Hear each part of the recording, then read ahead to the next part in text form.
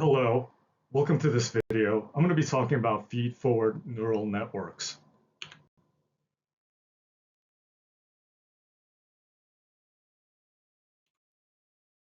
So let's begin by talking about some neural network concepts.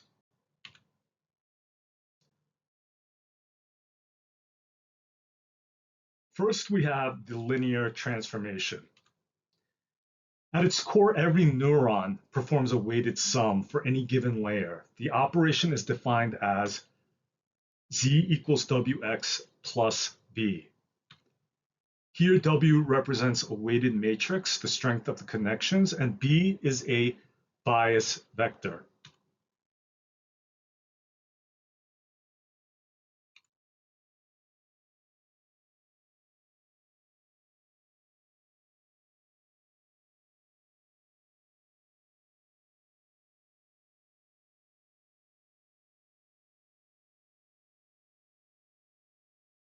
So this is the idea of the hidden layers, right? It's an intermediate processing step that transforms raw input data into abstract high-level features through weighted sums and mathematical dot products. By passing these results through an activation function, the hidden layers gain the non-linearity required to solve complex problems that a simple linear model would fail to capture.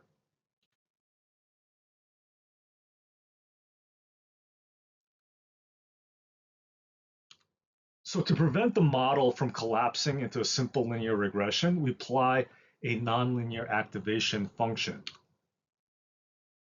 You could see A is equal to sigma z with z is equal to wx plus b. That sigma represents the activation function. So commonly we use something called ReLU, which is max 0z in the hidden layers, to maintain gradient flow, or we can use the sigmoid function. Here's a diagram of the ReLU and a diagram of the sigmoid.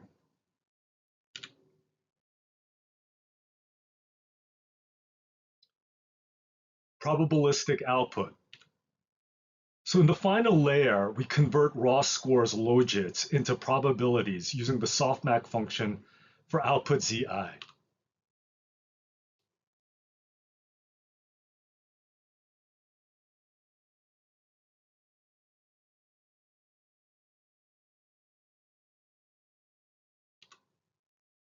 So this equation ensures that all the sums of the predictions equals to 1, allowing us to see things from the perspective of a probability distribution.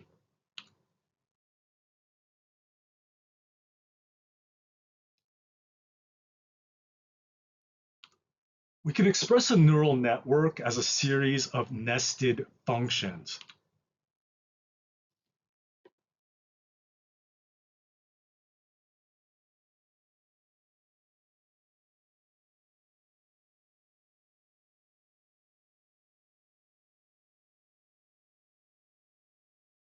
Now, we can decompose this function into an inner layer.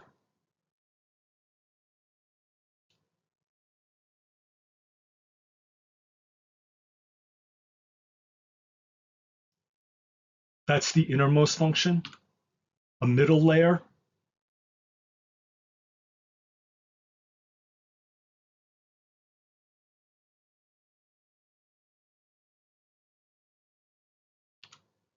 And finally, an outer layer, where we apply the softmax.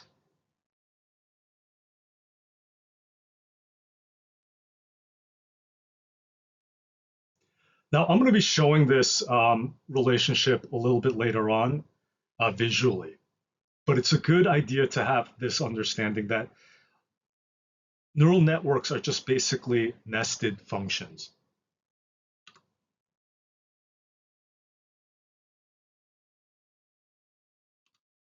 So, and to improve, we define a loss function cross entropy to measure the distance between the probability of y and the true label y. We calculate the loss with respect to every weight.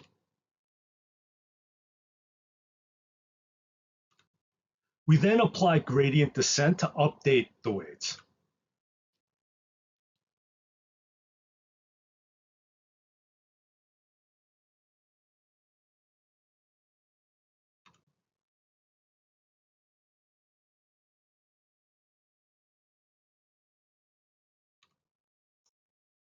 Now, if you guys are not familiar with some of the ideas, I've got a bunch of videos that can help you understand this video a little bit more clearly. First, the chain rule, which is applied, computational graphs and backpropagation, gradient descent, and finally, cross-entropy laws. So these are the ideas that are applied to neural networks.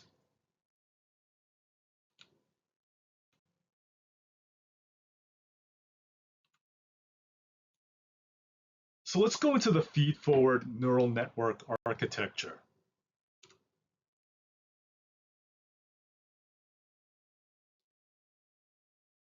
Here we see a two-layer feed-forward neural network.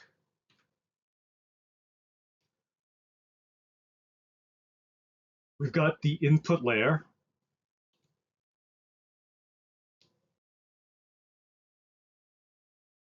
And here's the weights for X1. We've got W11, W12, W13, W14, right? So that's the hidden layer. The weight matrix for a hidden layer represents the connections between the input features and the hidden layer, right? H1 to H4.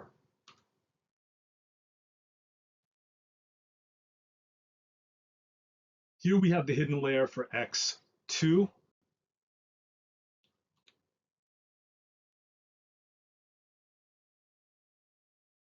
And here we have the hidden layer for X3.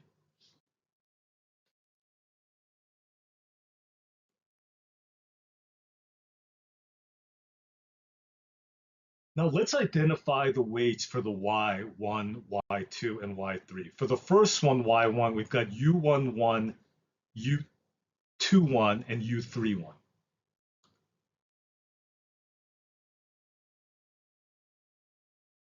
For H2, we've got U21, U22, U23.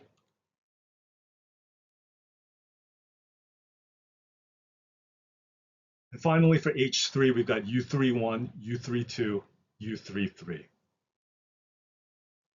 So those are all the weights for the hidden layer.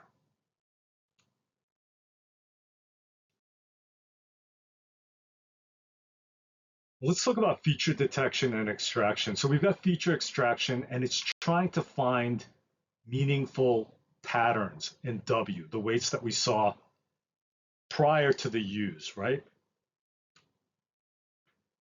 And the U weights is responsible for classification or inference. Okay, so it's responsible for detecting whether, in this diagram, it's a cat, dog, or a bird.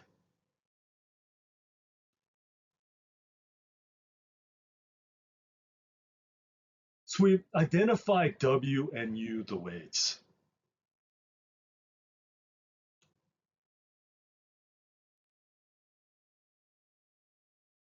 So when we go from X1 to H, right, the X to H, we need that activation function. And then we apply the softmax function here.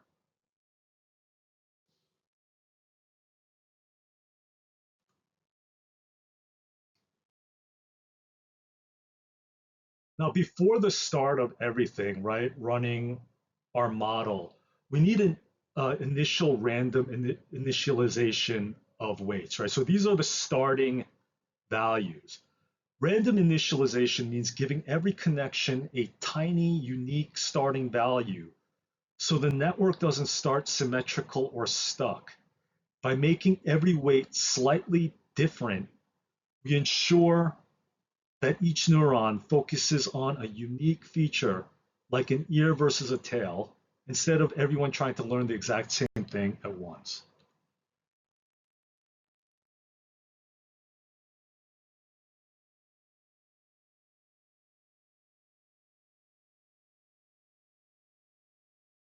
So after we initialize, we would use something called a forward pass, right? X to H to Y.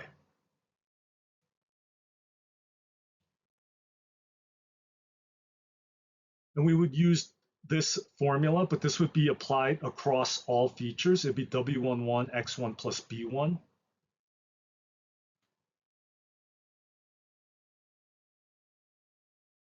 We apply the activation function on that linear equation.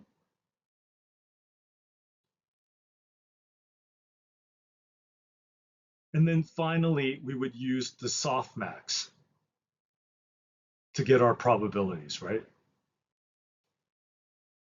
And I'd like to make the point that these are done in all parallel. So X1, H1, Y1, we saw one path, but it's also X2 to H2 to Y2, X3 to H3 to Y3, okay? So after we do that operation,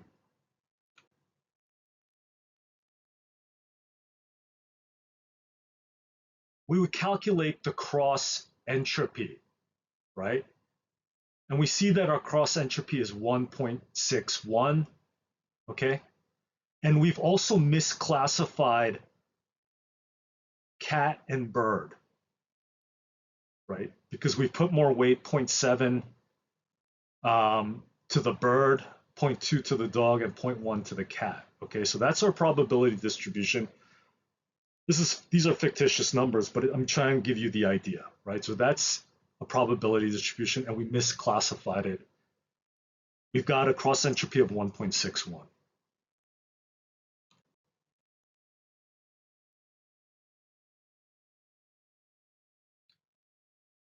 Now, in order to correct for this, we're going to apply the backpropagation.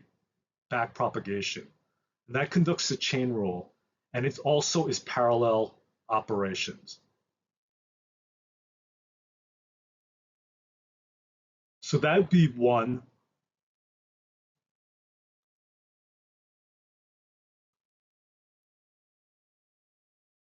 And those should be occurring all in parallel.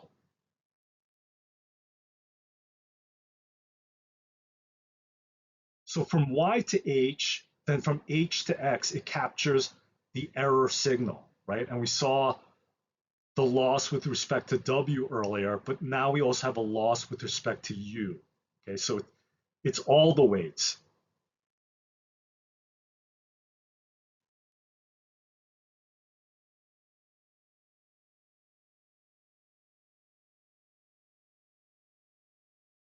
So backprop sends error signal and the weights are updated in gradient descent. Each iteration should minimize loss. Right, so it's going back.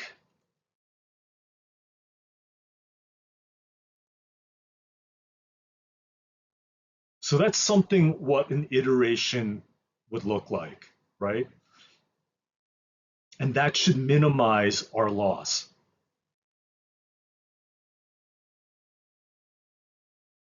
And you could see in this example that it's reduced.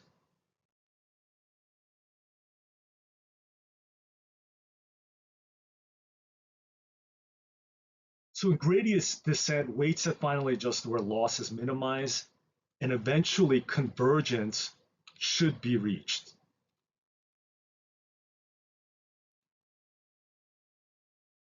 Right? So when this is going to occur at whatever amount of iterations, right? We're not sure, but this will repeat itself until the classification becomes correct.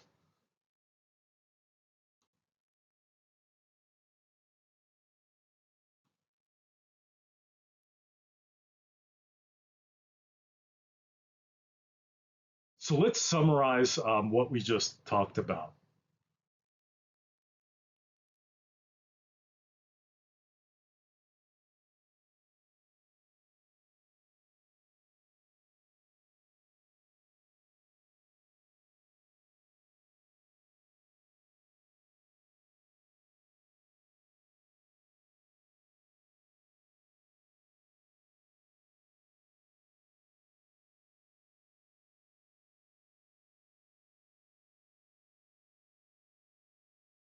So each neuron in the hidden layers applies an activation function such as ReLU or sigmoid to the weighted sums of its inputs. This step is critical because it introduces non-linearity into the system.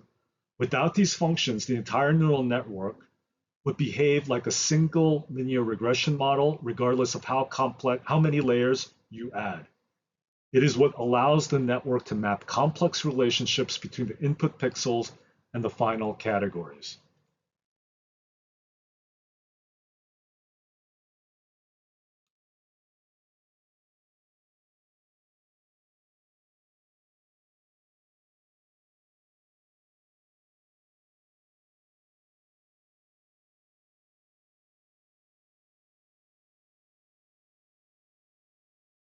So forward propagation, during the forward pass, data travels through the layers where weights and biases are applied. The signals are processed by the activation functions at each stage. The goal is to produce a raw numerical score called logits for each possible class at the output layer.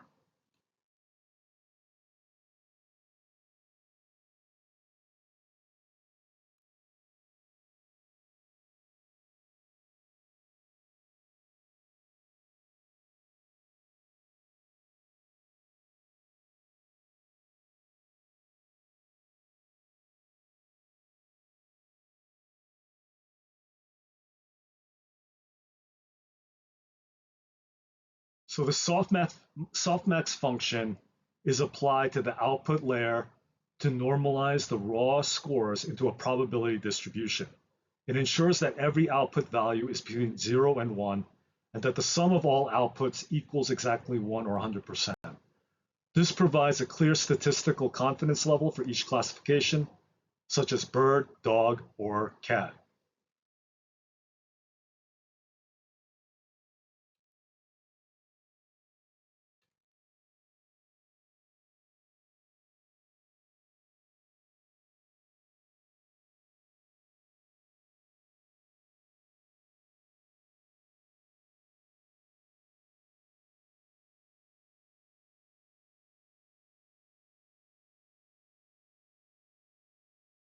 So the output probability is compared against the ground truth, the actual label, using a loss function. Once the loss is calculated, backpropagation uses the chain rule to compute the gradients of the loss with respect to every weight and bias in the network. These gradients represent the direction and magnitude of error for each parameter.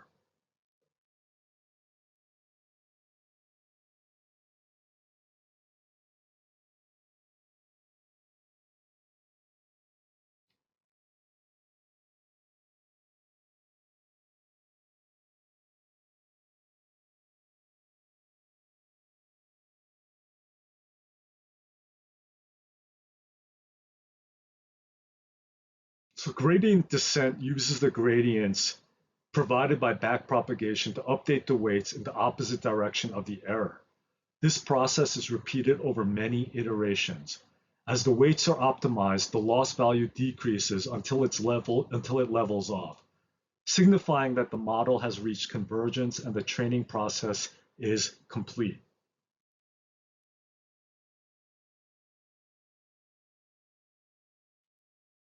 Thanks for watching. I hope you have a great day.